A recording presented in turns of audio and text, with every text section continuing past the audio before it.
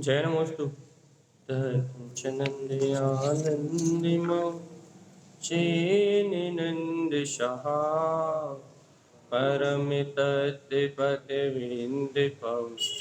नम्यो सिद्धशोभा गुरुवेश गोपतिर्वि गोपतिज्ञान सहकार तारण धरण समर्थ मुनि गुरु संसार निवार धम्म जुगतौ जिनेवर अर्थति अर्थ जो भय विनाश भव्य जो ममल ज्ञान पर देव को गुरु को धर्म को साक्षी को बारंबार नमस्कार।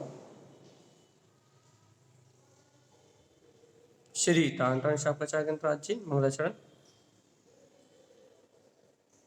देवी देवं नमस्कृतं लोकालोके प्रकाशिकं त्रैलोक्यं भुवनार्थं ज्योति ओंकारं च विन्दिते ओं ह्रियं श्रियं चिन्ते शुद्ध सद्भावपूर्णितं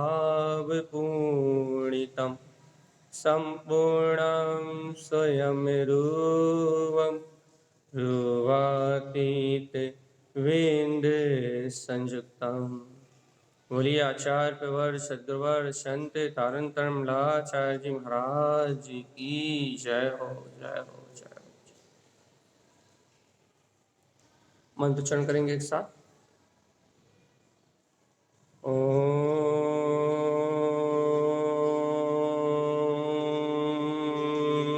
नमः ओं सिद्धे नमो नमः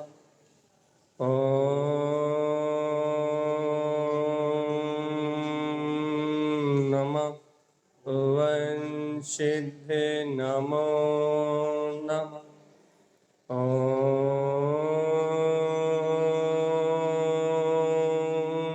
नमः ओं सिद्धे नमो नमः।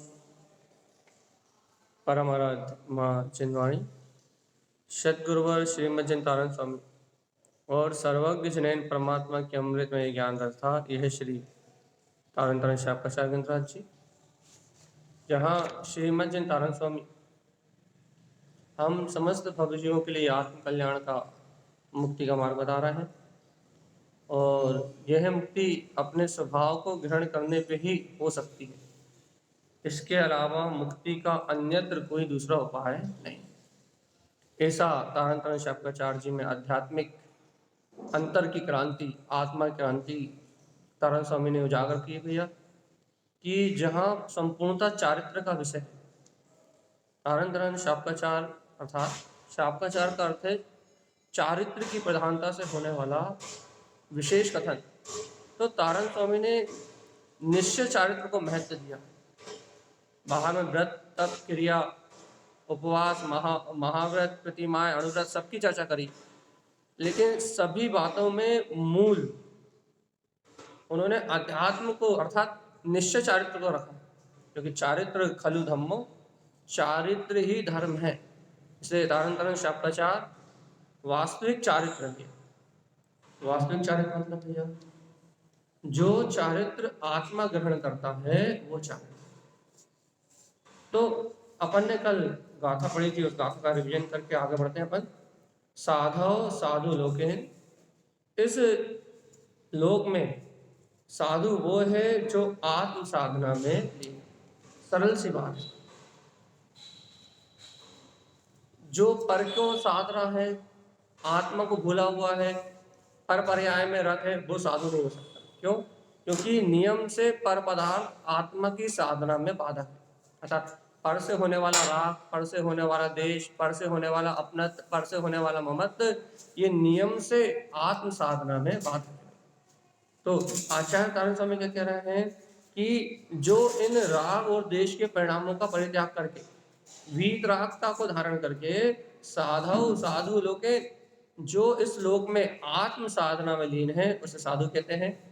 और वह साधु तप व्रत क्रिया संयुक्ता क्या करता है? 12 तप व्रत और क्रियाओं से संयुक्त रहता है। साधव शुद्ध ध्यानस, ये वो साधु क्या कर रहा है? अपने आत्म साधना से शुद्ध ध्यान में लीन है। और साधव मुक्ति गामिनो, और ऐसा साधु नियम से मुक्ति को प्राप्त करेगा। ऐसा श्रीमद जी का कथन है। तारण स्वामी का ऐसा कथन है कि वह वीतरागी भावलिंगी योगीश्वर वह ज्ञानी नियम से निर्माण को प्राप्त करेगा।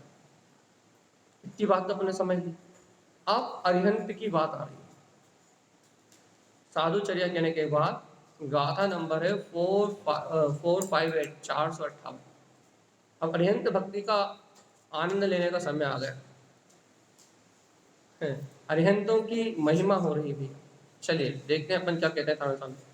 अरहंतम अरहो देवम सर्वन्यम केवलम ध्रुवम अनंत अनंत दिष्टम चा केवलम दर्शनम दर्शनम। अरिहंत कौन? अरिहंत किसे कहोगे आप? गाथा नंबर निकाल लो जल्दी से 458। अरिहंत किसे कहोगे? हाँ क्या लिखा? अरहंतम अरहो देवम। कौन है अरिहंत? कहो कौन है? ये लिखा क्या है? अरहंतम अरहो देवम। इसका अर्थ क्या हुआ? अरे अरिहंत आराध्य इस लोक में, तीनों लोकों में आराधना करने योग्य यदि कोई देव है तो वो अरिहंत है। इनके अलावा कोई देव ही नहीं इस लोक में। भाई पंच परमेष्ठी देव है वो ठीक है, लेकिन अरिहंत देव भी एक ऐसे देव है जिन्हें आराधना करने योग्य कहा गया। पंच परमेष्ठी आराध्य हैं, लेकिन उनमें मुख्यता अरिहंत देव की। तो अरिहंत देव ही आराधना करने योग्य। आराह आपको आरोहण करने का मार्ग बताते हैं, आपको इस संसार से मुक्त होने की कला बताते हैं। इस लोक में धर्म तीर्थ की स्थापना करने वाले ये अरिहंत देव ही सच्चे हैं। जहां इनका अवतरण होता है वहीं धर्म तीर्थ की स्थापना हो जाती है। तीर्थंकर जैसी महान कर्म प्रकृतियों का उदय जिन भक्त जीवों के निमित्त से आता है वह अरिहंत अर्थात तीर्थंकर होके इस जगत के जीवों को कल्याण का मार्ग बताते हैं। इसलिए अरिहंत अरहो देवम, ये अरिहंत ही सच्चे देव हैं जिनकी आराधना करने से, जिनके गुणों का गुणानुवाद करने से, जिनके अंतर विद्यमान अनंत चतुष्टय को देखने से क्या होता भैया? इनकी आराधना करने से अपने को अपने देवत्व का बोध आता है। जैसे कि अरिहंत परमात्मा के 40 गुण हैं, अब उनको एक एक गुण का चिंतन करो आप। 64 चमड़ धर रहा है तो अपने अंतर में कलश परिणामों का, अपने आत्मा में चारित्र का विचार करना पड़ेगा। देखना पड़ेगा कि अरिहंत परमात्मा इतनी अनंत विभूति के बीच में, जहाँ सोना चांदी हीरे मोती छोड़ो, माणिक मोती पुखराज भी छोड़ो, जहाँ रत्न है, रत्न, जहाँ रत्न में सिंहासन है, उस सिंहासन से भी 4 अंगल ऊपर। ऐसे अरिहंत देव जो विकारों को अर्थात 4 घातीय कर्म से रहित होने के कारण से जो कसाय राग देश आदि विकारों को स्पर्श भी नहीं करते। और देखो ऐसे अरिहंत देव की क्रांति कितनी ज्यादा है, कांति कितनी ज्यादा है। तो उनकी कांति देख के, उनके अंतर का वैभव देख के, उनके अंतर का प्रकाश देख के आपको उनका बहुमान आ जाए। किसने म्यूट खोला है? युवा सभा पाठशाला को होस्ट आपका म्यूट खोला युवा सभा से। क्या कह रहा है कि अरिहंत ही वो देव है। सावधानी से देखो आप, क्योंकि सुनो 16 कारण भावनाओं में अरिहंत भक्ति है। और अरिहंत भक्ति का मतलब है, अरहत भक्ति का मतलब है अरिहंत परमात्मा की भक्ति। इनके गुणों का गुणानुवाद मात्र करने से तीर्थंकर कर्म प्रकृति का मंद होता। सभी को नहीं होता, विशेष सर्वज्ञ अर्थात केवली के पाद मूल में जो इनकी भक्ति करते हैं उन्हें तीर्थंकर प्रकृति का बंध होता है। और सुनो तो, अरे यदि वर्तमान पंचम काल में इनकी भक्ति से तीर्थंकर प्रकृति मिले या ना मिले, लेकिन इन अरिहंत की शरण तो मिलेगी ही। अरिहंत शरणम पवज्जामि अपन पढ़ते हैं ना, तो अरिहंत शरणम पवज्जामि कहने से नहीं मिलेगी। अरिहंत ही सच्चे देव हैं, इन्हीं की आराधना योग है। क्यों? क्योंकि इनके ये दिखने वाले 46 गुण, ये 46 गुण भैया ये अपने वीतरागता को दर्शाने वाले, इनके अंदर प्रकट होने वाले 40 गुण अपने अंतर स्वरूप को झलकाने वाले हैं। ये अरिहंत साशरीरी परमात्मा है। और जो बता रहे हैं, क्या बता रहे हैं कि इस देह के मध्य में रहता हुआ ये आत्मा भी इस देह से पूर्ण विराग रह सकता है। सिद्ध भगवान तो अशरीरी है, तो वो अशरीरी है, वो सिद्ध भगवान तो ये बता रहे हैं कि इस आत्मा को अवलंबन की कोई आवश्यकता है। लेकिन अरिहंत भगवान क्या बता रहे हैं? अरिहंत भगवान ये बता रहे हैं कि वर्तमान में कोई भी जीव इस शरीर के साथ रहते हुए भी इस शरीर से विलय रह सकता है, इन घातीय कर्मों का नाश कर सकता है, राग देश कसाय का परित्याग कर सकता है, मिथ्यात्व मोह का त्याग कर सकता है, साथ शरीर सहित रहते हुए भी इन विकारों का नाश किया जा सकता है। क्योंकि विकार परिणामों में है, विकार आत्मा में नहीं है। विकार संयोगी परिणाम में है, विकार संयोगी अवस्था में है, विकार आत्मा में। अरिहंत परमात्मा क्या बता रहे हैं? अपने परम पूज्य, अपने लिए परम आराध्य, तीनों लोकों के स्वामी ये अरिहंत देव क्या बता रहे हैं कि हे जीवात्मा, ये शरीर से संयुक्त रहते हुए भी तू इस शरीर सहित भी हेतु राग देश मोह कसाय आदि पाप आदि इन व्यसनों का परित्याग करे तो तू मेरे जैसे आनंद को प्राप्त, परम आनंद को प्राप्त कर सकता। लेकिन कब? जब वो निष्कसाय हो गए, जब अपन कसाय को प्रयोजनीय मानना छोड़ देंगे, तब जब अपने को क्रोध मान माया लोभ ये 4 कसाय दुख का साधन लगेंगी, तब वो 5 पापों से विरक्त हैं। जब अपने को 5 पाप दुख का कारण लगेंगे, वो जन्म जरा मृत्यु रोग शोक भय आदि, खेत श्वेत आदि, इन पसीने और आश्चर्य आदि, इन सब से 18 दोषों से रहित है। जब अपन भी भूख प्यास में, भूख प्यास लगती है ना अपने को भी, अपन इस भूख प्यास को रोग मानेंगे। क्या रोग मानेंगे भैया? ये भूख प्यास की इच्छा, ये आहार संज्ञा तो संसार का कारण है। जब इस आहार में अपने को आसक्ति नहीं रहेगी कि क्या खाना क्या नहीं खाना, आवक्ष खाना, अन्याय अनिति से खाना, ये जो अपना अज्ञान है ना भैया, ये अज्ञान ही, ये अज्ञानता ही अपने को अनंत संसार का कारण बनने वाली है। ये जो अज्ञान भाव है ना, ये अज्ञान भाव ही अपने लिए अनंत संसार का कारण बनने वाला है। और अरिहंत को देख के क्या बोध होता भैया? देखो, ना भूख है, ना प्यास है, ना जन्म है, ना जरा है, ना मृत्यु है, कुछ भी नहीं है। क्या लगे? ना शोक है, ना भय है, कुछ भी नहीं है, एक भी दोष नहीं दिखाई। तो बताओ, अरिहंत को देख के इन 18 दोषों से रहित, अरिहंत को देख के इन घातीय कर्मों से रहित, राग देश छल कपट मायाचारी से रहित अपने अरहम स्वभाव का बोध आता है क्या? देखो भैया, हम आपको एक विधि बता दे रहा है। जैन धर्म क्या है, जिनेश्वर परमात्मा का धर्म क्या है? जहां परमात्मा की शरण में जाके स्वयं परमात्मा हुआ जाता है। यहाँ परमात्मा की शरण जाके भक्त नहीं बना जाता। यहाँ अरिहंत की शरण में जाके दीनहीन होने की बात नहीं है कि तुम भगवान हो और मैं पापी हूं। यहाँ अरिहंत की शरण में जाके स्वयं अरिहंत हुआ जाता है। यहाँ भक्त और भगवान वाला धर्म नहीं है ये। तो फिर ये कौन सा धर्म है? यहाँ अरिहंत की शरण में जाने के बाद अपने अरम स्वभाव का, अपने वीतराग तत्व का जागरण होता है। यहाँ भक्त और भगवान वाला काम नहीं, भक्त वत्सल भगवान वाला काम नहीं है।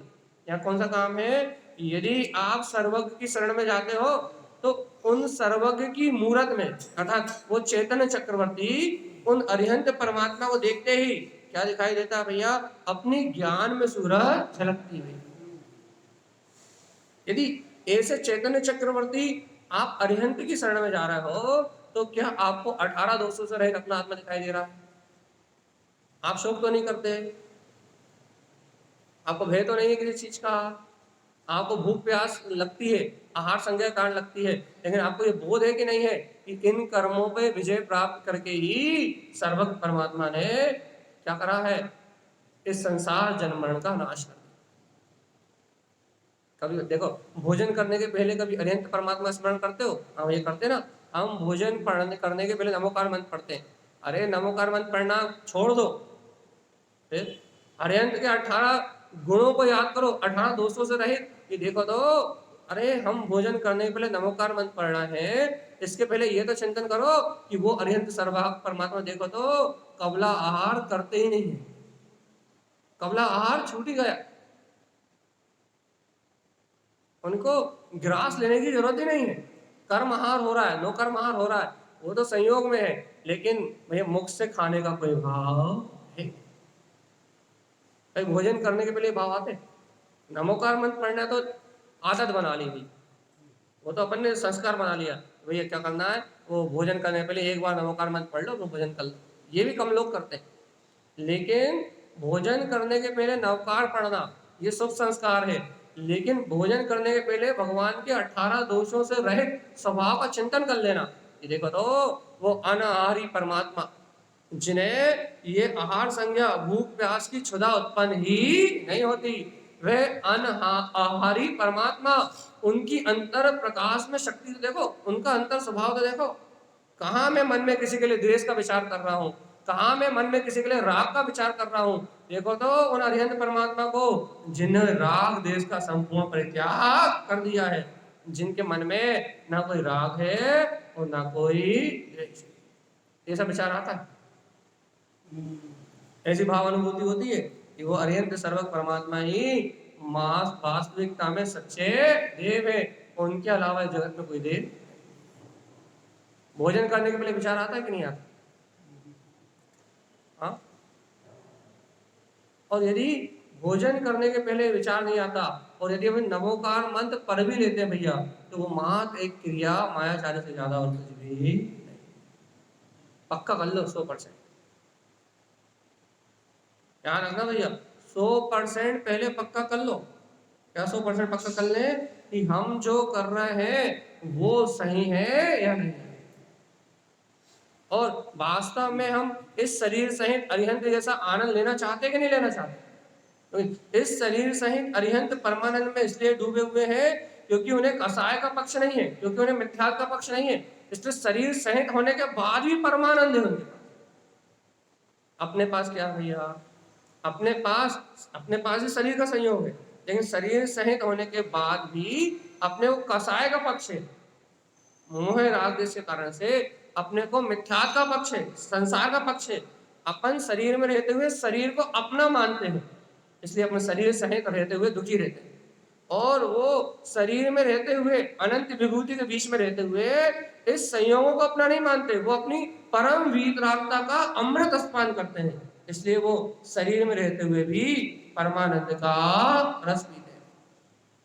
पक्का कर लो कि आप शरीर में रहते हुए भी जो परमानंद का रसपान कर रहे हैं वह अरिहंत परमात्मा हमारे आदर्श है, या फिर भगवान आत्मा? ये शरीर, ये इंद्रिय विषय भोग, ये संसार में जो अपने को सब कुछ दिखाई दे रहा भैया, ये सब अपना आदर्श है। क्या है अपना आदर्श? क्या है अपना आदर्श?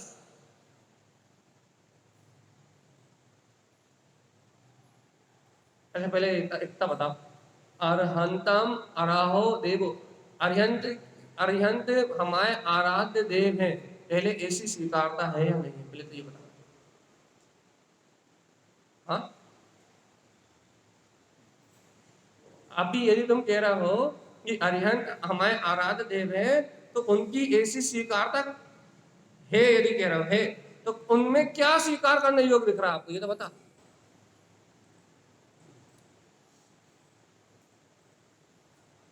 यदि अरिहंत को आराध्य देव मान रहे हो, यहाँ भैया अरिहंत हमारे आराध्य देव है, तो उन अरिहंतों में आपको स्वीकार करने योग्य क्या दिख रहा है, ये तो बताओ। हाँ, वो अरिहंत के अंतर में जो उनकी अचल वीतरागता है, जो उनके अंदर में केवल ज्ञान है, केवल दर्शन है, अनंत ज्ञान, अनंत दर्शन, अनंत सुख, अनंत वीर, जो उनमें उनके जो 46 मूल गुण दिख रहे हैं बाहर में आपको, उनके गुण ही तो वहां स्वीकार करने योग्य है या और कुछ स्वीकार करने योग्य? अरिहंत की आराधना में अरिहंत के शरीर की आराधना तो नहीं कर रहे आप, तो अरिहंत की आराधना में अरिहंत के गुणों की आराधना का तो श्रद्धान कर रहे हो। यदि आप नमो अरिहंताड़म कह रहे हो, अरिहंतों को नमस्कार है, यदि नमो अरिहंताड़म कह रहे हो तो नमो अरिहंताड़म क्यों कह रहे हो ये तो बताओ। कारण क्या है अरिहंतों को नमस्कार करने का, क्या कारण है? हाँ, कुछ तो विशेषता होगी। शरीरधारी तो मैं भी हूं, शरीरधारी तो आप भी हो, क्योंकि वो घातिया कर्म पे विजय प्राप्त करके और उन्होंने केवल ज्ञान दर्शन अनंत चतुष्टय को व्याप्त और उनके सारे गुण अष्ट प्रतिहार आदि आदि आदि उनके जितने भी देवकृत अति से हो या जन्म से अति से हो, उनके सारे के सारे गुण इस बात का प्रतीक है। क्या प्रतीक है भैया? किस बात का प्रतीक है? कि जिन्होंने राग देश को जीत लिया है उन्हें कबला आहार करने की जरूरत भी नहीं, वो शरीर में रहते हुए भी परमात्मा है। जिन्होंने राग देश को जीत लिया है, जिन्होंने मिथ्यात्व को जीत लिया है, जिन्होंने शरीर से ममत्व छोड़ दिया है, वो शरीर में रहते हुए भी परमात्मा है। और जिनका शरीर में ममत्व है, जो शरीर आदि संयोग को ही अपना मानते हैं, भैया वो इस शरीर सहित अनंत संसार में परिभ्रमण करने वाले संसारी जीव है। अब पक्का कर लो, अपन शरीर में रहते हुए, शरीर के संयोग में रहते हुए अपन अशरीरी परमात्मा है या शरीर के संयोग से भैया भिन्न जो अरिहंत देव इस देह देवालय में रहते हुए भी देह देवाली देवम चा, इस देह में रहते हुए भी जो अरिहंत देव अपने देव स्वरूप का अनुभव कर रहा है, मैं वो देव स्वरूप परमात्मा हूँ या फिर ये चतुर्गति संसार में जो शरीर आदि संयोग है ये मेरा स्वरूप है, ये मेरा परिणाम है। पक्का कर ले। और भैया ये गाथा कहने का अधिकारी वही है, अरहंतम अरहो देवम, कि अरहंत ही आराधना करने योग्य देव है। ये गाथा कहने वाला अधिकारी वही है। कौन? जिसने अरिहंत के गुणों को पूर्ण रूप से स्वीकार कर लिया हो कि वह गुण जो महाप्रकाशमान है वही अनंत गुण मेरे अंतर में है। यदि अरिहंत की आराधना कोई कर सकता है तो अरिहंत बनने वाली कोई आत्मा कर सकती है। क्यों? पूजा पूज समाचरित, आराधना उसी को कहते हैं, आराधना उसी को कहते हैं जिससे वो परम पद प्रकार हो जाए। ये अपन कहते हैं ना भैया, अरिहंत की शरण में मुझे स्त्री पुरुष पर्याय नहीं दिखाई देती, अरिहंत की शरण में मुझे परमात्मा झलकता हुआ दिखाई देता। यदि अरिहंत की शरण में भी आपको वर्तमान पर्याय दिखाई दे, अरिहंत की शरण में भी आपको रागद्वेष परिणाम दिखाई दे, अरिहंत की शरण में भी यदि ये जर्जर शरीर अपने को दिखाई दे, तो फिर अरिहंत की शरण में और अन्य कुदेवों की शरण में क्या अंतर है ये बताओ? अन्य मत के देवों की शरण में और अरिहंत की शरण में क्या अंतर है? चलिए बताओ। अन्य कुदेव अदेव मिथ्या देव की आराधना में और अरिहंत की आराधना में क्या अंतर है? चैतन्य चक्रवर्ती अरिहंत की आराधना में और जड़ चेतन की आराधना में क्या अंतर है? जल्दी बताओ, क्या अंतर है? क्या अंतर है?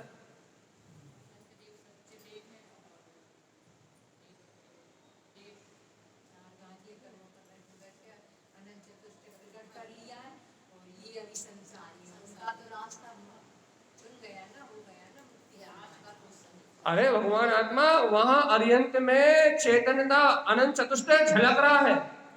वहां अरिहंत में क्या है? वहां अरिहंत को देखने से अपनी प्रभुता का बोध होता है। अर्थात वहां अरिहंत की आराधना, अरिहंत के गुणों की आराधना करने से स्वयं के वीतराग अनंत गुणों का जागरण होता है और अपने अंदर से भी राग देश का अभाव करते हैं। उत्साह जागता मोक्ष मार्ग के प्रति कि मैं भी इनके जैसी पदवी को प्राप्त कर सकता हूँ। अरिहंत को देख के दीनता नहीं आती, अरिहंत को देख के प्रभुता का भाव होता है। अरिहंत की भक्ति करने से, अरिहंत की आराधना करने से अंतर में उत्साह जागता है कि मैं वैसे परम पद को प्रकट कर सकता हूँ। और अन्य को देवों को देखने से भैया क्या होता है, ये बहुत खुद रागी जैसे कामी भोगी व्यसनी है, तो क्या होता है भैया, हमें भी संसार का ही बोध रहता है, संसार में कर लो, संसार में लग रहा हो, राग देश बढ़ता है, मिथ्यात बढ़ता है, मोह बढ़ता है। और अरिहंत को देखने से मिथ्यात, अज्ञान, मोह का नाश होता है। अरिहंत को देखने से वर्तमान पर्याय दृष्टि से ओझल हो जाती है और अपना परम पवित्र जो वीतराग तत्व है, अनंत गुण में परमात्मा है, वो अपनी दृष्टि में आ जाता है।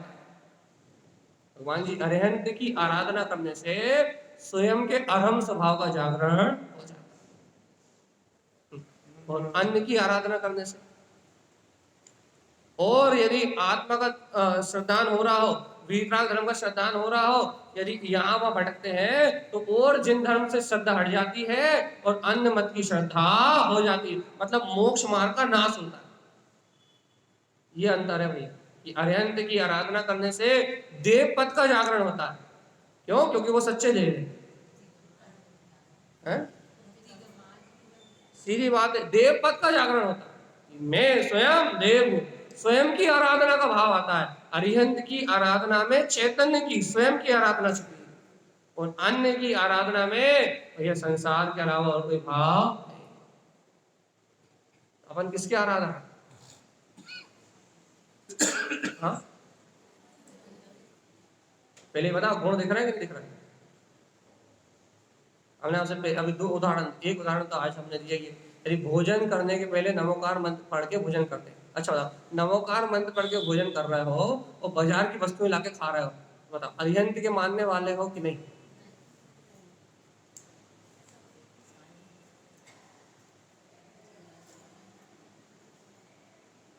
नमो अरिहंत, नमोकार मंत्र पढ़ रहे हो, तो नमोकार मंत्र पढ़ के भोजन कर रहे हो और ला के खा रहे हो बाजार की चीजें, बताओ कितने अरिहंत के मानने वाले हो? हमें कितना पता है? यही कि मायाचारी है कि नहीं? कि अरिहंत की आराधना कर रहे हो, नमो अरिहंताणम कह रहे हो, पंच नमस्कार मंत्र पढ़ रहे हो और बाजार की वस्तु का लाके सेवन कर रहे हो, तो मास भगवान कह रहे हैं अहिंसा परमो धर्म, कि अहिंसा का पोषण करो, और अपन उस अभक्ष पदार्थ को भोजन कर रहे हैं, हिंसा कर रहे हैं, तो भगवान के जैसा बनने की भावना रही कहाँ? भगवान की बात कहां स्वीकार करी? ये रसना इंद्रिय की आसक्ति, ये भोगों की आसक्ति, इससे तेरा कल्याण नहीं होगा। अरे सात्विक दाल रोटी में भी पेट भर सकता है और तंदुरुस्त रहा जा सकता है, और क्या कह रहा है? अपने आत्मा कल्याण किया जा सकता है। तो नवोकार मंत्र पढ़ रहा है और अभक्ष का सेवन कर रहा है, मतलब नवोकार मंत्र पढ़ने कोई लाभ होने वाला है? इसे मायाचारी वाला धर्म कहते हैं। कहे कुछ रहा है मुंह में राम बगल में छुरी, तो ये है मायाचारी वाला धर्म, कि नाम दे रहे हैं हरि हरि हरि और काम कर रहे हैं सब दो नंबर के।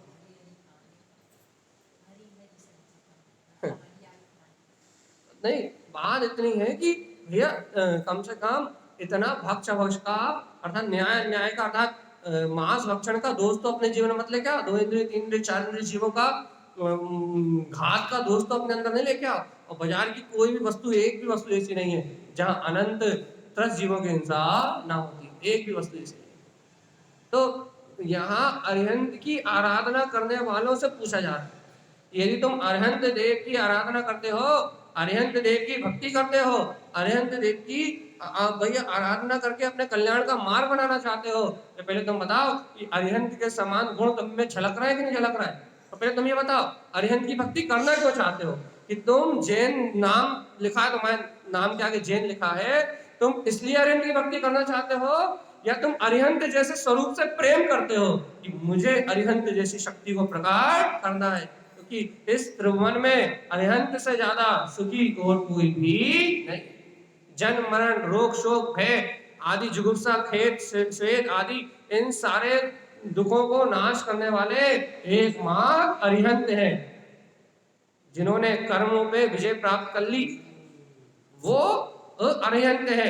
मुझे भी इन कर्मों पे विजय प्राप्त करनी है, कसाय को जीतना है, लोभ को जीतना है, कसाय रहिता, इंद्रिय रहिता, इंद्रिय सहित है लेकिन इंद्रियों में आसक्ति नहीं, इंद्रिय रहिता, कसाय रहिता, पाप रहिता। सारे दोषों को जिन्होंने जीत लिया है, जिन्होंने अपने इंद्रिय विषयों को जीत के जिनेश्वर पद, जिनेन्द्र पद को प्रकट कर लिया है, वो वास्तविकता में अरिहंत देव है। इसलिए कह रहे हैं आचार्य तारक स्वामी, अरहंतम आराव देवम, अरिहंत ही आराधना करने योग्य देव है। इन किसके किसके? हमारे तो नहीं है। हमारे क्यों नहीं है? क्योंकि हमें उनके गुण अच्छे लगते नहीं, क्योंकि जिनको उनके गुणों से प्रेम है, उनके गुणों में प्रीति है, और वर्तमान में चलने वाले दोषों में निंदा का भाव है, वर्तमान में होने वाले दोषों में विरक्ति का भाव है। आहार संज्ञा, भय संज्ञा, मैथुन संज्ञा, परिग्रह संज्ञा, इन संज्ञाओं से जो विकार परिणति उत्पन्न हो रही है, इनमें काय का भाव भैया हेता का भाव, ये है नहीं है। और परमात्मा में जो अरिहंत में जो गुण प्रकट दिखाई दे रहे हैं, ये उपादेय है। ऐसा भाव जिसके अंदर में है वर्तमान में, वो व्यवहार में अरिहंत की भक्ति करने के योग्य है, वो उसी की भक्ति हो रही है। और जो खूब नाच रहा है, खूब गा रहा है, खूब बजा रहा है, खूब पूजा कर रहा है, खूब पाठ कर रहा है, वो अरिहंत की विराधना कर रहा है, निश्चय से विराधना कर, निश्चय से क्यों विराधना कर रहा है? एक गुणमान, महागुणमान परमात्मा को पूजा पाठ का स्त्रोत बना के और पुण्य के लोभ में महाविराट चेतन शक्ति को अपने आराधना का विषय नहीं बना रहा, अंतर आराधना का, बाहर में क्रिया कांड का विषय बना के उनका भी लोपन कर रहा है, उनके गुणों को गौण कर रहा है, जबकि उनके गुणों को दृष्टि में लेना चाहिए। उनके गुणों को गौण कर रहा है, तो फिर क्या कर रहा है? विराधना का फल भोग रहा है। कौन कौन भोग रहा है? कौन? हाँ, मैं नहीं भोग रहा, मैं दिन रात परमात्मा की विराधना कर रहा हूं, नाम नमो अरिहंताणम देता हूं और काम।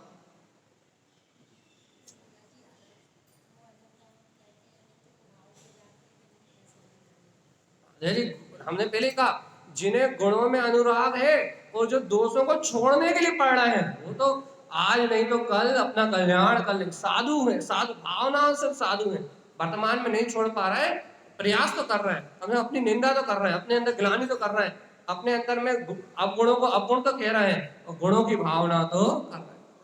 नमो हरिहंताणम कहते हुए यदि गुणों की भावना हो रही है और दोषों को त्याग करने की इच्छा हो रही है, भैया एक दो दोष तो छूटते ही हैं और भाव पवित्र होते हैं, तो अंतर में भैया काम तो बनते ही। लेकिन जिन्हें गुणों का कोई बोध ही नहीं है, पढ़े चले जा रहे हैं, पढ़े चले जा रहे हैं, क्रियाएं करे जा रहे हैं, वो सरासर अरिहंत की विराधना का फल भोग रहे, भोगेंगे। गुण के निदान अरिहंत को उनके गुणों से ना देख के शरीर आदि की अंतर में भोगों की प्रवृत्ति के लिए उनकी स्तुति वंदना करना, ये मात्र दुर्गति का कारण है, कुछ नहीं। उन्होंने सब छोड़ दिया और हम उनसे मांगने के लिए,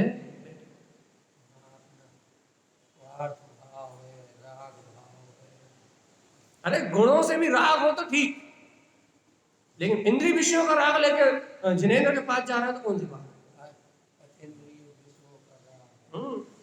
यदि जिनेंद्र के गुणों से भी अनुराग हो तो मुक्ति का कारण, लेकिन भोग विषय की इच्छाओं को लेकर उनके चरणों में जा रहे हो तो दुर्गति का कारण। देखो अपन थोड़ा आगे बढ़े, नहीं तो इतने में पूरी चर्चा हो जाएगी। अरहंतम आराव देवम, अरिहंत ही इस जगत में आराधना करने योग्य देव है, उनमें अनंत गुण है। क्या गुण है? सर्वज्ञम केवलम ध्रुवम, क्या है? सर्वलोक के ज्ञाता, जिनके केवल ज्ञान में लोकालोक झलक रहे हैं, ऐसे शाश्वत केवल ज्ञान को जिन्होंने प्रकट कर लिया है, ऐसे केवल ज्ञान से इस त्रिभुवन को, संपूर्ण द्रव्यों के गुण पर्याय को एक समय में झलकाने वाले वह अरिहंत ही सच्चे देव। उनका केवल ज्ञान का प्रकाश, उनकी सर्वज्ञता, सर्व के ज्ञाता और सर्व के निष्ठा, सर्वस्व पदार्थों को एक समय में द्रव्य और गुण पर्याय से एक बार में जानने वाले, एक समय में जानने वाले, जिनके ज्ञान में झलक रहा है भैया तीनों लोगों का वैभव, उसके बाद भी जिन्हें विकार जैसी कोई चीज नहीं उत्पन्न होती। ऐसे निज आत्मा के चेतन चमत्कार के ज्ञान अनुभव में लीन है, शुद्ध आत्म अनुभूति में लीन है कि तीनों लोकों का वैभव ज्ञान में झलकते हुए भी एक विकल्प की कोई स्थिति नहीं। उनके गुणों को प्रकट करने की भाव नहीं, उन गुणों के प्रति आकर्षण ही नहीं है।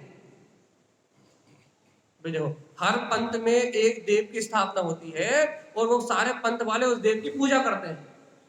क्यों? क्योंकि लौकिक स्वार्थवश, अज्ञानवश, और वही काम अपन कर रहे हैं, वही काम अपन कर रहे हैं। क्या अंतर है? अरे अंतर तो जब मानेंगे जब सर्वज्ञम केवलम ध्रुवम, जो सर्वज्ञता और अनंत चतुष्टय में केवल ज्ञान उनके पास प्रकट है, वो ही प्रकट करने के लिए आप तैयार हो जाओगे कि वो अनंत केवल ज्ञान स्वभावी, वो ज्ञायक परमात्मा मैं हूँ। जब उस केवल ज्ञान को स्वीकार करने के लिए आपकी भावना आ जाएगी, अरे कहाँ मैं बुद्धि के अज्ञान में मर रहा हूँ, कहाँ मैं इंद्रिय ज्ञान में सुख मान रहा हूँ। देखो तो वो कितना अद्भुत वैभव है कि केवल ज्ञानी परमात्मा ज्ञान में तीनों लोग छलक रहे हैं। उन्हें मेरा भूत भी पता है, उन्हें मेरा भविष्य भी पता है। देखो तो ऐसी सर्वज्ञता मेरे अंदर में कब आएगी? ऐसा ऐसा अति से ऐसा अनुभव मेरे अंदर में कब आएगा? कब मेरे अंदर से जय जय जय जय जय जय जयकार मचेगी? अब कब मेरे अंदर से वो अतीन्द्रिय आनंद उछलेगा? ऐसी भावना कब आती बता मुझे। सोते समय नमोकार मंत्र पढ़ते हो तब आती है? उठ के पढ़ते तब आती? भोजन करते समय पढ़ते तब आती है? या बेदी जी के सामने, जनवाणी के सामने खड़े होकर पढ़ते जब आती? कब आती है ऐसी भावना? न रात में सोते समय आती, न सुबह उठने के बाद आती, न भोजन करने के पहले पढ़ते तब आती, और न यहाँ बेदी के सामने खड़े होते तब आती। और नमोकार मंत्र की क्रिया है, विश्वास आस्था नहीं उसका। यदि नमोकार मंत्र पे आस्था हो तो सारी सिद्धियों का एक अकेला राजा है।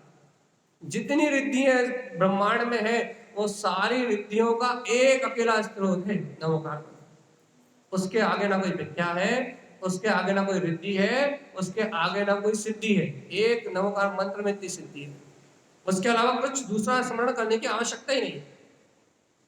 लेकिन जब इन गुणों की महिमा आए तो वो रिद्धियां उस नमोकार मंत्र से सिद्ध होती है, और जब इन गुणों की महिमा ना आए तो नमोकार मंत्र भी अपने लिए एक शब्द है, उच्चारण कर लो और खत्म कर लो, छुट्टी। आस्था नहीं है, विश्वास नहीं है, और जब तक आस्था और विश्वास नहीं है तब तक कोई कल्याण का मान। कहते हैं अरिहंत परमात्मा के चरणों में इस जगत की सारी रिद्धियां हैं, एक भी इस ब्रह्मांड की कोई भी एक भी रिद्धि ऐसी नहीं है जो इनके चरणों में नहीं हो। फिर भी हम भयंकर भूत और कुदेवों के पास सर पटक, जबकि सारी रिद्धियां मात्र उनके चरणारविंद में है, भगवान के चरणों में, जैसे वो छूते भी नहीं है।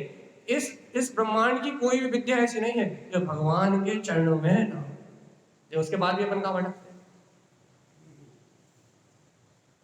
ना कोई भक्ति है, ना कोई बहुमान है, ना कोई सत्य का सहकार है, ना उसके प्रति कोई समर्पण है। इस सारी सिद्धियों के नायक तो सामने बैठे हुए हैं। इनसे बड़ा नायक तो इस ब्रह्मांड में कोई दूसरा है ही नहीं, इनसे बड़ा ब्रह्म ज्ञानी तो इस दुनिया में कोई है ही नहीं, इनसे ज्यादा शक्तिशाली, इनसे ज्यादा प्रतापी कोई इस ब्रह्मांड में दूसरा है ही नहीं। अब इनके अलावा मैं किसको बंधन करूं? इनके गुणों के अलावा मैं किसकी पूजा करूं? इनके अलावा मैं किसको आराध्य मानूं? सारी शक्तियां तो इनके चरणों में भैया समर्पित है। सारा वैभव, सारा धन दौलत, सारा ऐश्वर्य इनके चरणों में समर्पित है। सारे देव इनके चरणों में समर्पित है। चक्रवर्ती जैसे महान महान क्या बोलते हैं पुण्यशाली जीव भी इनके चरणों में नतमस्तक है। फिर मैं किसकी वंदना करूं? जब सारा ब्रह्मांड ही इनके सामने झुक रहा है तो फिर मैं किसके सामने झुकूं? किसके सामने? नहीं पता क्या है ना। हमारा तो सड़ा हुआ नारियल है, जहां मन आता है वहां फोड़ देते हैं, खत्म कहानी है ना। अपने तो संसार बढ़ने की भाव है, संसार कैसे बढ़े? ये जीव पागल हो गया संसार में। सही में संसार कैसे बढ़े, धन कैसे बढ़े, भोग कैसे बढ़े, वासनाएं कैसे बढ़े, विषय आसक्ति कैसे बढ़े, राग देश कैसे बढ़े, इसमें ही पागल हो गया। अरिहंतों के गुण की ओर दिखा ध्यान ही। हाँ? अब वो राग देश कसाय आशा एक ऐसा गड्ढा है जिसमें तीनों लोग भी डाल दो तो एक तड़ के समान है, तुरंत जल के खाक हो जाएगा। लेकिन आशा रूपी गड्ढे में एक बूंद शांति मिलने वाली नहीं। आशा तृष्णा ये एक ऐसे गड्ढे हैं, इच्छा आदि ये ऐसे गड्ढे हैं जिनमें तीनों लोगों को एक ग्रास बनाकर डाल दो, तीनों लोगों को एक ग्रास बनाकर डाल दो तो तड़के समान तृप्ति मिलने वाली, एक बूंद तृप्ति मिलने वाली नहीं। ये संसार ऐसा गड्ढा है जिसकी पूर्ति कोई कर सकता। इतना जानने के बाद भी इन विषयों के लिए, इन आसक्ति के लिए, इन भोगों के लिए, इन वासनाओं के लिए पागल हुए जा रहा है तो पक्का पता है कि एक बूंद भी तृप्ति मिलने वाली नहीं है। चाहे कितना ही कर लो, चाहे कितना ही कर लो, चाहे कितना ही कर लो, एक बूंद तृप्ति मिलने वाली नहीं है। तो जीवात्मा जब तक इस सत्य का बोध नहीं आएगा तब तक अपना कल्याण कल पक्का है।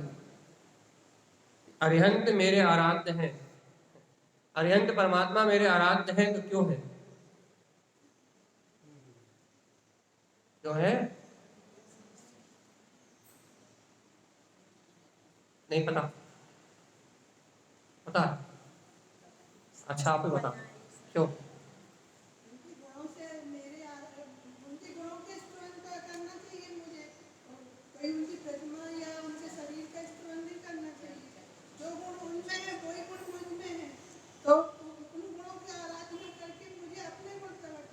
बहुत अच्छे, बोलो।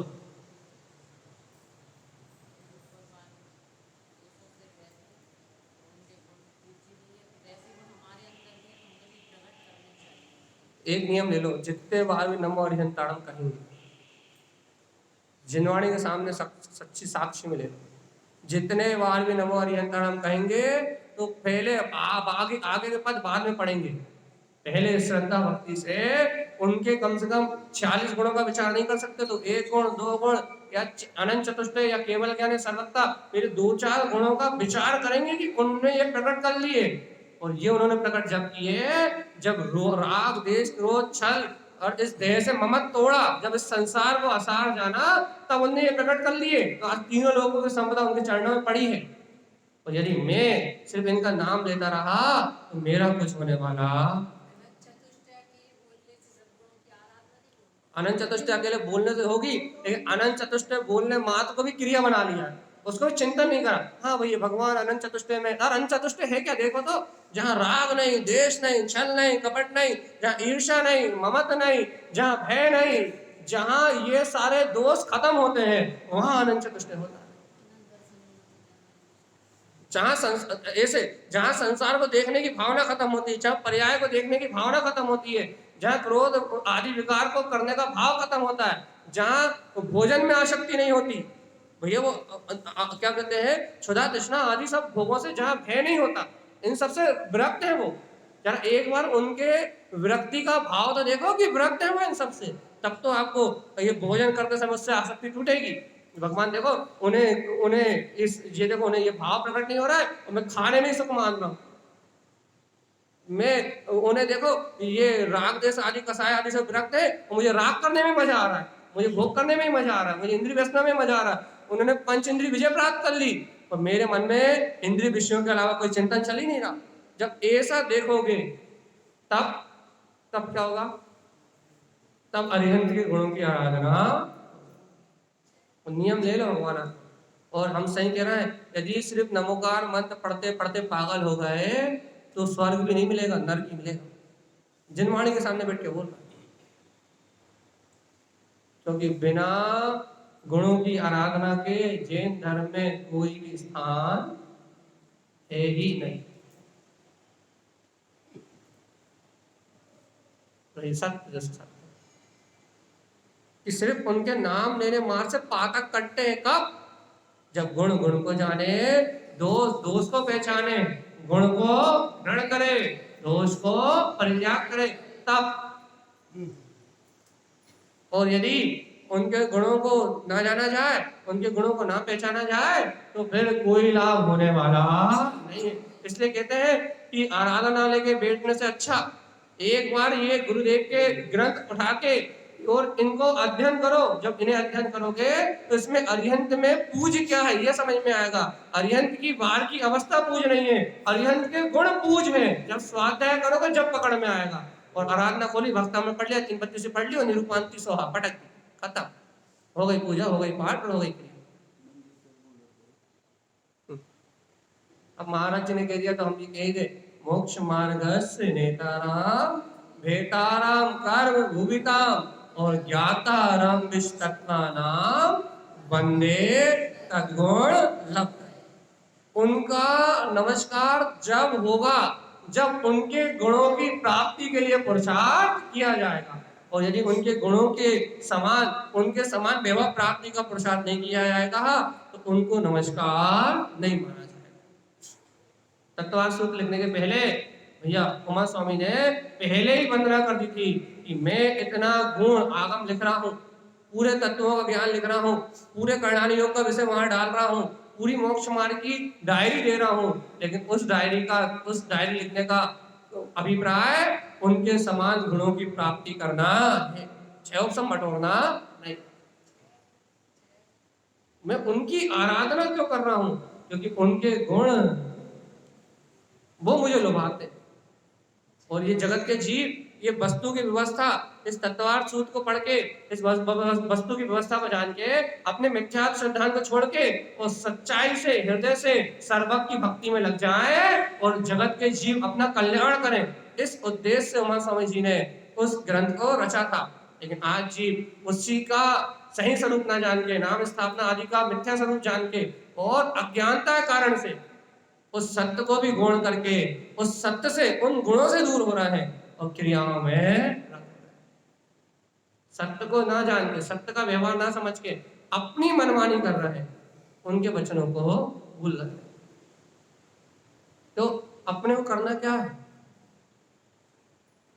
देखो ये फिर बाता पड़ जाते हैं, हमारी बात बिल्कुल मत माना करो, इसलिए कहते हैं ग्रंथ खोलने की आदत डालो, सामने ग्रंथ रखो। एक बार यदि तारतम्य शाक्ताचार्य जी जैसा अपन अभी कर रहे हैं, एक एक शब्द का यदि चिंतन करना चालू कर दिया, आधा पेज पढ़ के और उस आधे पेज का दिन भर चिंतन किया, तो हम जैसे लोगों को सुनने की जरूरत खत्म हो जाएगी। अंतर से वो भाव उत्पन्न होगा, अंतर से वो शक्ति उत्पन्न होगी जो ज्ञान के बल से अंतर से प्रकट होगी। भैया क्या कह रहे हैं आचार्य स्वामी? अरहंतम आराहो देव, अरिहंत ही आराधना करने योग्य देव है। और सर्वज्ञम केवलम ध्रुवम क्यों है? क्योंकि उन्होंने सर्वज्ञता को केवल ज्ञान में शाश्वत प्रकाश को प्रकट कर लिया है।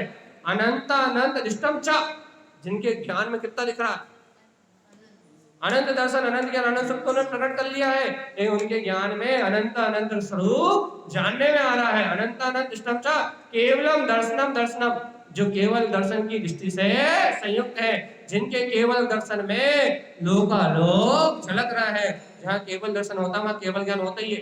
तो भगवान को ज्ञान युगपद होता है, अपने को पहले दर्शन उपयोग होता है फिर ज्ञान उपयोग होता है, लेकिन उन्होंने 4 भारतीय कर्मों को जीत लिया है, इसलिए उनका दर्शन भी और ज्ञान भी दोनों युगपद एक साथ है। तो उनके केवल दर्शन में ये पूरा लोक अलोक झलक रहा है। ऐसे सर्व परमात्मा को मैं नमस्कार करता हूँ। काय के लिए?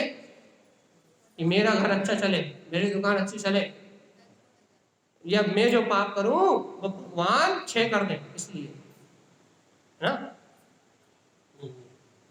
इसलिए चलो हमें नियम ले लो भैया। आज गुरुदेव के साथ जो टीकाएं रखी ज्ञानानंद महाराज जी की, उनका स्वाध्याय करना ही है, चाहे आधा पेज पढ़ना है। आप भागतांबर पढ़ना बंद कर दो, 332 जी पढ़ना बंद कर दो, हमें कोई मतलब नहीं। आप 10 जाप कर रहे हो, आप 10 छोड़ दो, हमें कोई मतलब नहीं। हमें तो इस बात से मतलब है कि आप जाप के लिए रात में टाइम निकालो, दिन में टाइम निकालो, जब निकालना जब निकालो, लेकिन स्वाध्याय चैत्यालय में आके तो स्वाध्याय ही करेंगे। ईमानदारी, हमने आधा पेज पढ़ने के लिए कहा है, आधा पेज पढ़ेंगे। ऐसा नहीं कि आधे घंटे में 4 पेज पढ़ता है, आधा पेज पढ़ेंगे और उसको दिन भर 10 बार अपने दिमाग में घोलेंगे कि हम क्या पढ़ के आए। सिद्धांतों को स्वीकार करेंगे, क्रियाकांड निपटा के अपना जीवन नरक की ओर नहीं ढकेलेंगे। और जब तक, सही कह रहे हैं, जब तक ऐसी प्रवृत्ति नहीं बनेगी तब तक कल्याण नहीं होगा। और हम खुद नहीं कर पा रहे तो फिर जो शास्त्र की वांछना कर रहा है, महाराज जी कर रहा है, या जो भी यहाँ बैठ के कर रहा है, उस वांछना को ग्रंथ खोल के एक एक अक्षर मिला के समझेंगे। क्यों? क्योंकि अगले बार हम भी पढ़ेंगे तो हमसे बेशक चिंतन हो सके, तो हम भी उस चिंतन को कर सके। और नहीं तो भैया कब तक दूसरों के आश्रित रहोगे? खुद चिंतन करो, खुद समझो, खुद स्वीकार करो और खुद मुक्ति के मार्ग में आगे बढ़ जाओ। क्योंकि ये स्वावलंबी होने का मार्ग है, स्वाधीन होने का मार्ग है, ये पराधीनता का रास्ता है ही नहीं। अपने हाथ जगन्नाथ वाली बात है। जो अपने दम से, अपने चिंतन के बल से जो स्वयं ऊपर उठ जाएगा वो मुक्ति को प्राप्त कर लेगा। और जो स्वयं नहीं कर पाएगा, स्वयं इस रहस्य को नहीं समझ पाएगा, स्वाध्याय का मार्ग नहीं अपनाएगा, हमेशा पराधीन बने रहोगे। भैया जी जब आप आओगे या महाराज जी जब सुनाएंगे तब सुन पाएंगे, और नहीं तो हम तो भैया क्या करें, हमें समझ में नहीं आती। अरे समझने की कोशिश करी कि नहीं, ये बताओ, करी कि नहीं? नहीं करी, कोई बात ही नहीं। ये 2 नियम दे दो आज, बस हमारी विदाई आज आज ही दे दो, हम जाए चाहे 5, 6, 7 दिन बाद। 2 नियम चाहिए। पहले हमारे 2 नियम समझो। अरिहंत परमात्मा का नाम लेते इन गुणों का चिंतन करेंगे, चाहे 2 गुण का करें, चाहे 4 गुण का करें, 18 दोषों में से कोई ना कोई दोष रहे तो उनका चिंतन करेंगे। और मुझे भी वही स्वरूप स्वीकार करना है। और चैत्यालय आके मंदिर विधि करना तो अच्छी बात है, 14 अष्टमी पे या आपका नियमित अच्छी बात है, लेकिन आराधना खोलने का त्याग करना है फिलहाल। क्यों करना है? चैत्यालय में स्वाध्याय करना है, घर पे आराधना करना है। यहाँ आके क्रिया निपटाना नहीं है। चैत्यालय चैतन्य का आलय, यहाँ आके चैतन्य का अनुभव करना है। और घर में पाठ मंत्र जाप पूरी पूजा आपको घर में करनी है, यहाँ कुछ नहीं करना। मंदिर विधि हो रही हो तो उस दिन छूट, तो मंदिर विधि तो स्वयं धर्म उपदेश है। मंदिर विधि में सारे सिद्धांत है। मंदिर विधि कर लिया मतलब आपने पूरा धर्म उपदेश कर लिया, लेकिन रुचि पूर्वक एक एक शब्द को समझ। और जिस दिन मंदिर विधि नहीं हो रही उस दिन हमें शास्त्र ही खोलना है, मंदिर विधि की बुक खोलना नहीं। हमारे भक्तांबर का नियम है, घर पे करो। इन चैत्यालय काहे के लिए है? घर की चर्चा करने के लिए। हमारे घर में जा भाव तो, पड़ोसी घर में जा भाव तो, इसके घर में जा भाव तो, और वह आए थे तो ऐसा कह रहे थे, वह आए थे तो वैसा कह रहे थे, वो वैसा बता गए। बस बी कथा के अलावा और कोई दूसरा काम नहीं। और थोड़ी वो 10 मिनट फटाफट पन्ने पलटाए और वो क्या कहते हैं, वो 5 पूजा पढ़ ली और हो गए धर्मात्मा। वो ना यानी कैसी मायाचारी, कुछ समझ में तो आए कि मंदिर आके धर्म करना चाहता है या मंदिर आके पाप कमाना चाहता है। बिल्कुल कॉन्सेप्ट क्लियर नहीं। कॉन्सेप्ट तो क्लियर हो कि हम चैत्यालय आके पाप कमाने के लिए आए हैं या हम चैत्यालय आके पुण्य कमाने आए। कॉन्सेप्ट क्लियर नहीं है। अब जब अभिप्राय क्लियर नहीं है, अपना कॉन्सेप्ट क्लियर नहीं है, तो फिर क्या मिल क्या लेके जाओ? कॉन्सेप्ट तो क्लियर कर लो, अपना लक्ष्य तो क्लियर कर लो कि चैत्यालय आके हम पुण्य कमाएंगे या पाप।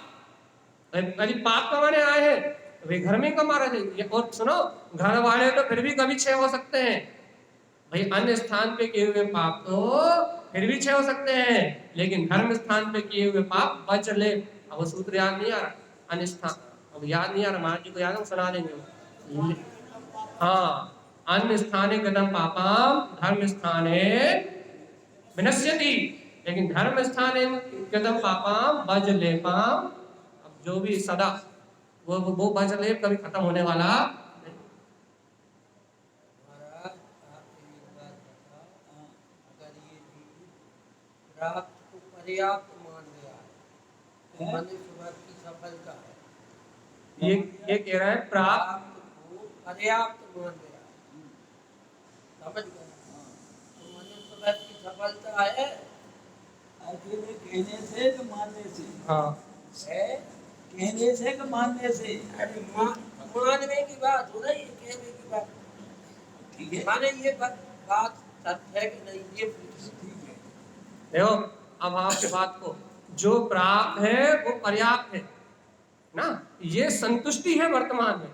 लेकिन जो प्राप्त है आपके भाव कैसे हो? लेकिन बताओ। सुनो क्या क्या कहा है है? ये मानुष पर्याय सुकुल सुनबो जनवाणी और यह विद गई न मिले सुमणि जो उदय समाई। नहीं, जब ऐसे भाव होंगे तो फिर क्या होगा बताओ? यही होगा। हाँ, बस बस बस यही बात। अच्छी बात है। जो प्राप्त है वो पर्याप्त है की भावना आएगी तो वास्तव में स्वाध्याय करने का मन होगा। बिल्कुल। और यदि आसक्ति वासनाएं बढ़ती होंगी तो स्वाध्याय करने का मन। होएगा ही नहीं। जो प्राप्ति की प्राप्ति कर लेगा उसका कल्याण होगा। बहुत बड़ी। और जो कितनी अच्छी बात है, आत्मा को प्राप्त करना ही नहीं है। गजब की बात तो यही है भैया, जो कहता है मुझे आत्मा प्राप्त करना है वो कभी कर भी नहीं पाएगा। अरे वो तो आत्मा प्राप्त ही है, उसे तो अपने अनुभव से प्रकट करना है बस,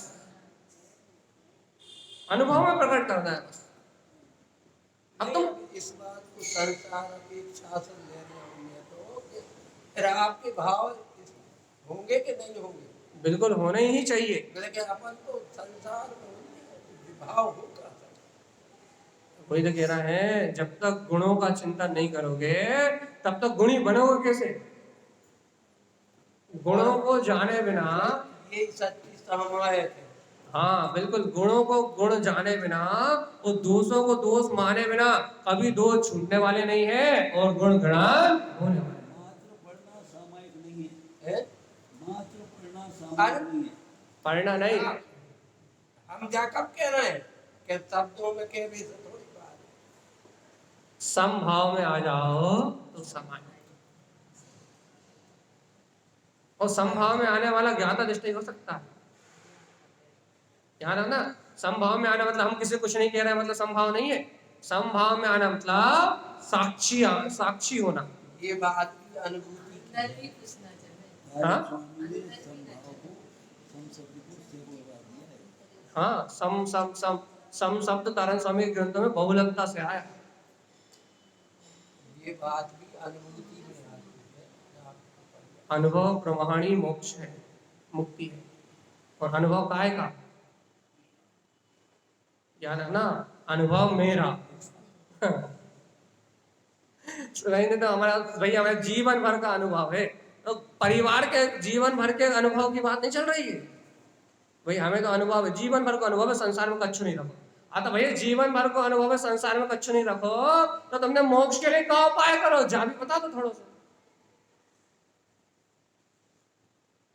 क्या कह रहा है? जीवन भर को अनुभव है भैया, कोई किसी को नहीं होए, ना लड़का बच्चा अपने होद है, ना कोई किसी को, सारी स्वार्थ की दुनिया। हाँ, वही तो कह रहा है, ये सब कह रहे हाँ भैया हम तो बहुत दुखी गोली, हम तो पूरे जीवन भर इसलिए कोई कोई को साथ नहीं दे। तो भगवान जी जब कोई कोई का साथ नहीं देता, जब जीवन भर का अनुभव है तुम्हारा, तो तुमने मुक्ति के लिए क्या उपाय किया? तुम तो ये बता दो, तुमने जीवन भर तुमने ये अनुभव कर लिया, अब तुम मोक्ष के लिए क्या कर रहे हो? कितना आत्म ध्यान में लीन हो रहे हो, कितना स्वाध्याय कर रहे हो, कितनी समय कर रहे हो, कितना अंतर ध्यान में जा रहे हो भैया, कितना मोक्ष मार्ग बना रहे हो, ये तो बता। जीवन भर को अनुभव है तो क्या अनुभव है? संसार को अनुभव तो अनंत बार ले लिया और अनंत बार जीव ले ही रहा है। उस अनुभव से कोई काम होने वाला नहीं। आत्मा का अनुभव आए, तत्व की प्रीति आए तो आपका अनुभव अनुभव, और तत्व की प्रीति ना आए, ये संसार का अनुभव तो यहीं कहीं छूट जाएगा और यहीं का यहीं रह जाएगा। अनुभव काम आएगा तत्व का। ये चिंतन करते करते जगत में कोई भी कल्याणकारी नहीं है, जो प्राप्त है वो पर्याप्त है, ऐसा करते करते यदि अपने आत्मा जो प्राप्त है उसको प्राप्त कर लिया जाए तो फिर मुक्ति की प्राप्ति हुए बिना रहने वाली। और इस बात को अपन ने स्वीकार नहीं किया तो ये मनुष्य धर्म में कुछ नहीं किया, संसार बढ़ाया है। शादी कर ली, बच्चे कर लिए। जैसे मेरी उम्र 80 साल की हो या आपकी 86 साल की हो, संसार बढ़ाया है, क्या किया? कोई नया काम किया? अनंत काल से जो कर रहा है, नया काम किया ना है? लाख रुपये पैदा कर बस वही बात कर रहे हैं, संसार बराबर है। भगवान अपना समय भी हो गया है और बात का सार भी निकल आया। हाँ बिल्कुल, आप भजन पढ़िए एक बार गा तक आप के और आप भजन अरहंतम आराहो देवम, अरिहंत ही आराधना करने योग देव है। क्यों है? सर्वज्ञम केवलम ध्रुवम। क्यों है भैया? क्योंकि सर्वज्ञ है, वो केवल ज्ञान, शाश्वत केवल ज्ञान को प्रकट कर चुके हैं। अनंत अनंत दृष्टम च, अरे जिनकी दृष्टि में थोड़ा बहुत नहीं, अनंत अनंत दृष्टम च, अरे अनंत अनंत गुण के धारी तो वो है ही, अनंत अनंत स्वभाव के अनुभव में तो लीन है ही, लेकिन अनंत अनंत पदार्थों को अपनी दृष्टि में देख रहे हैं। केवलम दर्शनम, दर्शनम केवल दर्शन की दृष्टि से जिन्होंने सर्वत्र लोक को प्रकाशित कर दिया है, वह अरिहंत ही सच्चे देव है और आराधना करने योग्य। क्यों? क्योंकि उनके समान गुणों को प्रकट करा जा सकता है उनकी आराधना से, इसलिए अरिहंत आराधना करने योग्य। हाँ जी।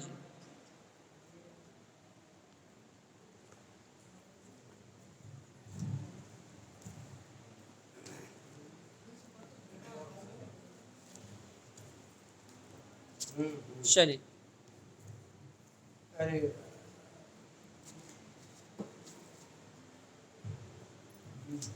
जय जी महाराज की जय। परिणति नाथ कबीर मन होगी, मेरी मेरी परिणति नाथ कबीर मन होगी। कब परसन मुखता त्याग स्वयं सन्मुख होगी। कब परसन मुखता त्याग स्वयं सन्मुख होगी। मेरी मेरी परिणति नाथ कबीर मन होगी। काल अनादि से भववासी, काल अनादि से भववासी, ब्रह्मताया लख चौरासी। भगवंत समय विश्वास बहुश्रुत धन होगी। अब अंत समय विश्वास बहुश्रुत धन होगी। मेरी मेरी परिणति नाथ कब निर्मल होगी। आपा पर का भेद न जाना, आपा पर का भेद न जाना, रत्ना त्रय निधि ना पहचाना। अब आऊं सन्मुख पास बहुश्रुत धन होगी। मेरी मेरी परिणति नाथ कब निर्मल होगी। कब परसन मुखता त्याग स्वयं सन्मुख होगी। बोले सुखात्म देवी की जय। बहुत अच्छा बहन जी।